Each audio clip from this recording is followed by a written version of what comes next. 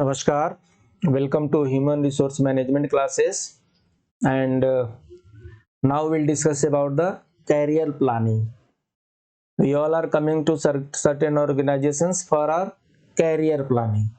So career क्या होता है, career planning क्या होती है, career development क्या होता है, उसको एक एक करके हम यहाँ पर समझेंगे। तो बेसिकली कैरियर क्या होता है, एक प्रोस्पेक्ट होता है, एक गोल होता है, एक ऑर्गेनाइजेशन में प्रोग्रेस का एक पाथ होता है। तो इसमें क्या लिखा है, process by which an individual formulates career goals and develops a plan for reaching those goals. एक मन में एक कल्पना होती है कि मैं अगर as a deputy director join करूंगा तो मैं 15 साल बाद से इंश्योरेंस कमिश्नर, 16 साल के बाद से इंश्योरेंस कमिश्नर, 20 साल के बाद से इंश्योरेंस कमिश्नर बन जाऊंगा। ये कैरियर पाथ है और उसको ध्यान में रख करके वो व्यक्ति काम करते हैं, सफल होते जाते हैं।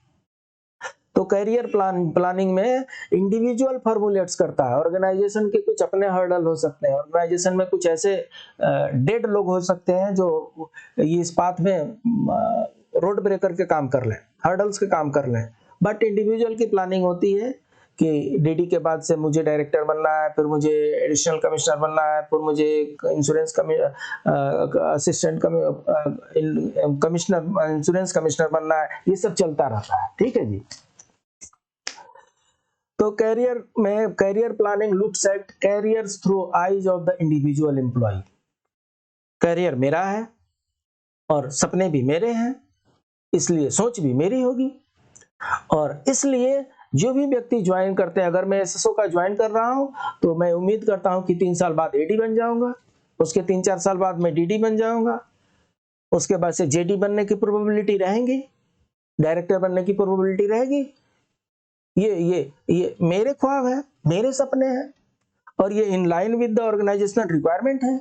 तो इसलिए कैरियर प्लानिंग जो होती है अपनी आंखों के द्वारा इंडिविजुअल देखता है, उसमें ऑर्गेनाइजेशन का कुछ डिफरेंट वे हो सकता है। तो with the career plan a person is much more likely to experience satisfaction while making progress along with the career path. अगर सब कुछ ठीक ठाक चलता रहा, टाइमली प्रमोशन होते रहे, तो उस व्यक्ति का जो मोरल है वो हाई रहेगा, उसका जो सेटिस्फेक्शन लेवल रहेगा वो बढ़ता जाएगा। और अगर नहीं ऐसा होता है तो उसका उल्टा भी होता है। कुछ की टर्म्स हैं कैरियर से रिलेटेड, उसको थोड़ा कुछ उसमें से समझ लेते हैं। कैरियर गोल, कैरियर गोल क्या होता है, the future position one strive to reach in his career. एक बार जब हम ज्वाइन कर लिए डीडी का तो हमें एक प्लान करके चलते हैं। एक एसएसओ के लिए हम ज्वाइन कर लिए तो हम प्लान करके चलते हैं कि एसएसओ के बाद से एडी बनेंगे, डीडी बनेंगे, जेडी बनेंगे, डायरेक्टर बनेंगे। इससे ज्यादा शायद प्रोबेबिलिटी कम हो। ये कैरियर का गोल बन गया कि यहाँ तक हम पहुंच सकते हैं और उसके लिए वो मेहनत करता है, सिंसियरिटी से काम करता है, अच्छे अप्राइजल की उम्मीद करते हैं और टाइमली प्रमोशन का उम्मीद करते हैं। उसके बाद से कैरियर पाथ, कैरियर पाथ क्या है, एक सीक्वेंशियल एंड प्रोग्रेसिव पाथ है। अब ऐसा है कि कैरियर पाथ में एसएसओ के बाद से सीधे डीडी बन जाए, ये थोड़ा जंपिंग लगता है। एसएसओ के बाद से एडी बनेंगे, फिर डीडी बनेंगे। कई केसेस में डिपार्टमेंटल एग्जाम भी होते हैं, एग्जाम से भी लोग भी जंप करते हैं। अगर वैसा प्लानिंग है तो बहुत अच्छी बात है, अदरवाइज एक पाथ होता है और उसी के थ्रू ये सब चलता है। Career anchors, these are the basic drives acquired by an individual during the socialization process which urge him to take a career of a certain type. इसमें क्या होता है, कुछ लोग आपके गोल डिसाइड करते हैं, डिसाइड करने में हेल्प करते हैं कि आप इस तरीके से करेंगे तो ऐसा आपको कैरियर गोल मिलेगा। Career progression, making progression in one's career through a series of right moves in the form of promotion. क्या होता है, कैरियर प्रोग्रेशन में अपार अच्छा आएगा, सुपीरियर का प्रेज आएगा, ऑर्गेनाइजेशन में सब कुछ ठीक ठाक रहेगा, प्रमोशन टाइम से आएगा। तो ये सब कैरियर प्रोग्रेशन में चलता है। Career planning, this is process by which an employee select career goals and the path to reach goals. मेरा ये कैरियर रहेगा, ये मेरा कैरियर गोल रहेगा और उस गोल को अचीव करने के लिए ये मेरा पाथ रहेगा। ऐसे करके हम उसको समझते हैं। इसमें कैरियर डेवलपमेंट भी एक टेक्नोलॉजी आता है और उसका मीनिंग होता है the personal improvements one undertakes to achieve a personal career plan. इसको हम आगे समझेंगे।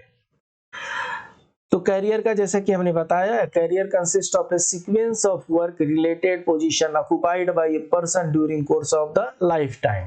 ये एक सीक्वेंस ऑफ वर्क है, वहां से कैरियर ड्राइव होता है।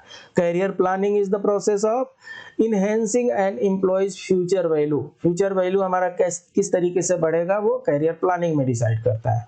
Career development involves helping employees attain career objectives. Career development में क्या होता है, ये एम्प्लॉय को कुछ ऐसे ऐसे पोजीशन मिलते जाते हैं जो उसके कैरियर के गोल को अचीव करने में असिस्ट करते हैं। Development interventions are carefully designed activities to help a team, department, organisation to achieve a goal. इसमें क्या होता है, डेवलपमेंट इंटरवेंशंस में डिपार्टमेंट आपको इनकरेज करती है, आप इस पोस्ट के लिए ट्राई कीजिए, आप उस पोस्ट के लिए ट्राई कीजिए, आप इसके लिए एलिजिबल हैं। तो बहुत से डिपार्टमेंट ऐसे होते हैं जो अपने एम्प्लॉयज को प्रमोट करती हैं कि ऐसे कीजिए अच्छा रहेगा।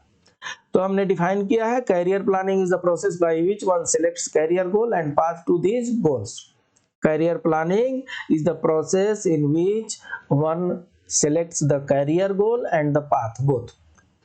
हमें क्या करना है, कैरियर गोल भी सिलेक्ट करना है और किस तरीके से वहां तक हमें पहुंचना है वो रास्ते भी हमें डिसाइड करना है, और इसी को कैरियर प्लानिंग कहते हैं। इसके ऑब्जेक्टिव क्या होते हैं, attract and retain talent by offering career and not jobs. अगर अच्छे कैरियर की प्रोबेबिलिटी होगी तो जो भी व्यक्ति आएंगे वो वहां पर टिकेंगे, जो भी एज एसएसओ आ रहे हैं वो ईएसआईसी में टिकेंगे। अगर उनको लगता है कि कैरियर गोल तो बड़ा ब्लर लग रहा है, प्रोस्पेक्ट बहुत कम लग रहा है, वो छोड़ करके दूसरी जगह ट्राई करेगा, दूसरी जगह कहीं सक्सीड होता है वो चला जाएगा। Use human resource effectively and achieve greater productivity. इससे क्या होता है, कैरियर पाथ अगर क्लियर रहता है तो प्रोडक्टिविटी बढ़ जाती है, एम्प्लॉय का टर्नओवर कम हो जाता है, एम्प्लॉय का मोराल बढ़ जाता है, एम्प्लॉय का मोटिवेशन लेवल हाई हो जाता है।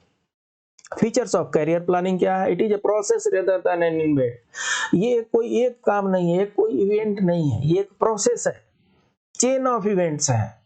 It is a continuous process, ये एक दिन में होना नहीं है, ये डेली का कंटिन्यूअस प्रोसेस है career planning. It is not an end but means of managing people to obtain optimum result.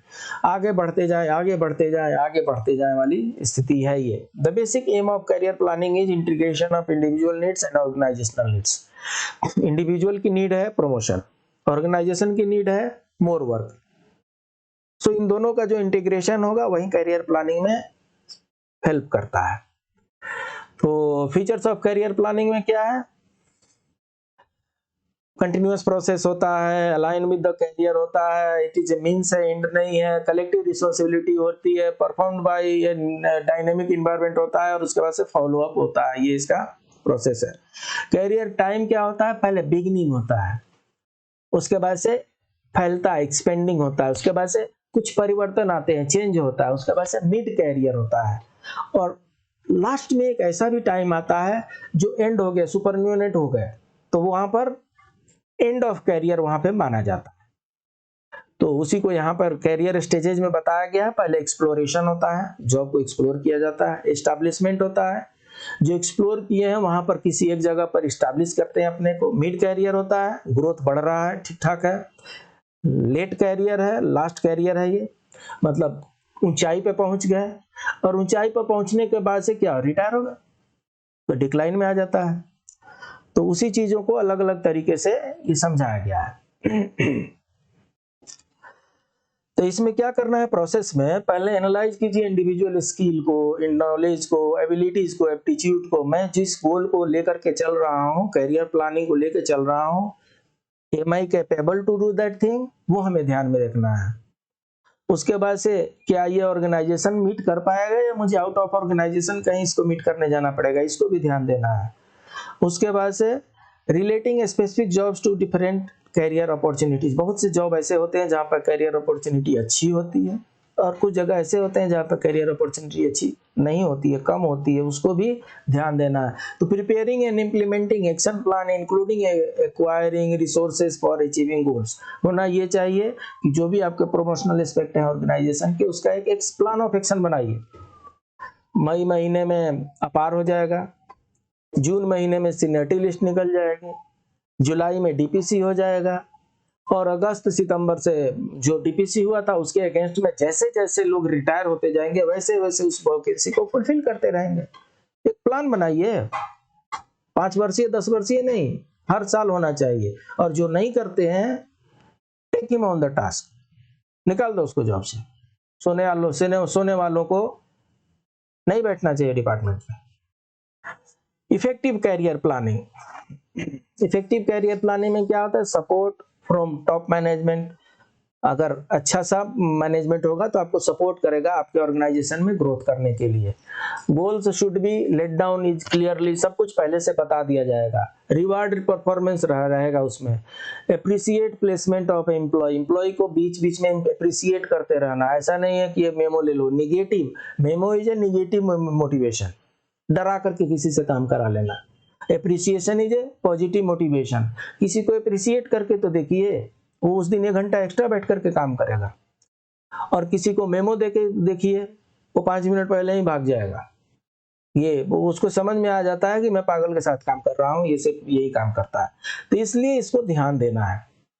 Advantages of career planning, career planning में क्या होता है? ये एम्प्लॉइज के लिए बेनिफिशियल होता है, ये ऑर्गेनाइजेशन के लिए बेनिफिशियल होता है, और एम्प्लॉय ऑर्गेनाइजेशन का जो रिलेशनशिप होता है बड़ा हेल्दी बना करके रहता है। कुछ लिमिटेशन है, लिमिटेशन ये है कि कुछ इन्वायरमेंटल फैक्टर है, कई बार गवर्नमेंट परमिशन नहीं देगी, कई बार ऑर्गेनाइजेशन परमिशन नहीं देगा, कई बार बॉस चेंज होता रहेगा, कई बार बॉस अच्छा मिलेगा, कई बार बॉस खराब मिलेगा, कई बार निगेटिव एटीट्यूड वाला मिलेगा, कई बार पॉजिटिव एटीट्यूड वाला मिलेगा। ये सब चीजें हैं जो आपका कैरियर प्लानिंग है वो डेविएट भी करती हैं। कैरियर प्लानिंग से क्या होता है? एक कांस्टेंट सप्लाई ऑफ प्रोमोटेबल एम्प्लॉयज मिलते रहते हैं। ये लॉयल्टी इंप्रूव करती है, प्रमोशन मिलता रहेगा, आदमी लॉयल रहेगा, आदमी का इंटरेस्ट लगा रहेगा, आदमी का मोरल हाई होगा, आदमी का मोटिवेशन हाई होगा, वो अपने ऑर्गेनाइजेशन के लिए कुछ भी करने के लिए तैयार रहेगा, ऑर्गेनाइजेशन छोड़ करके नहीं जाएगा। तो ये सब चीजें जो है इसके बेनिफिट हैं। प्रॉब्लम क्या होता है? Non availability of opportunity for mobility, कई बार आगे स्टेग्नेशन है और नीचे से बाहर ऊपर जाने का रास्ता ही नहीं दिख रहा है। कई बार चेंजेस इन एनवायरमेंटल फैक्टर होता है, ये इसमें बहुत कुछ इंक्लूड होता है। Existence of prejudice and interventions, ये ऑलमोस्ट हर ऑर्गेनाइजेशन में आजकल देखने को मिल जाएगा। कुछ दुष्ट होंगे, ना खुद भी हंसेंगे ना आपको हंसने का मौका देंगे।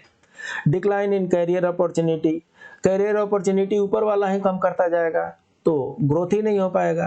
कॉम्प्लिकेशन ऑफ कैरियर इश्यूज, इतने कॉम्प्लिकेशन डाल दिए जाएंगे कि प्रमोशन के एक्सपेक्ट तो होंगे लेकिन आपको प्रमोशन नहीं मिल पाएगा। तो ये सब जो चीजें हैं ये सब कैरियर प्लानिंग में आती है। इसको समझने के लिए एक बार फिर से इसका रिवीजन कीजिए। Please keep on revising and will meet in next classes, and that is career development. नमस्कार।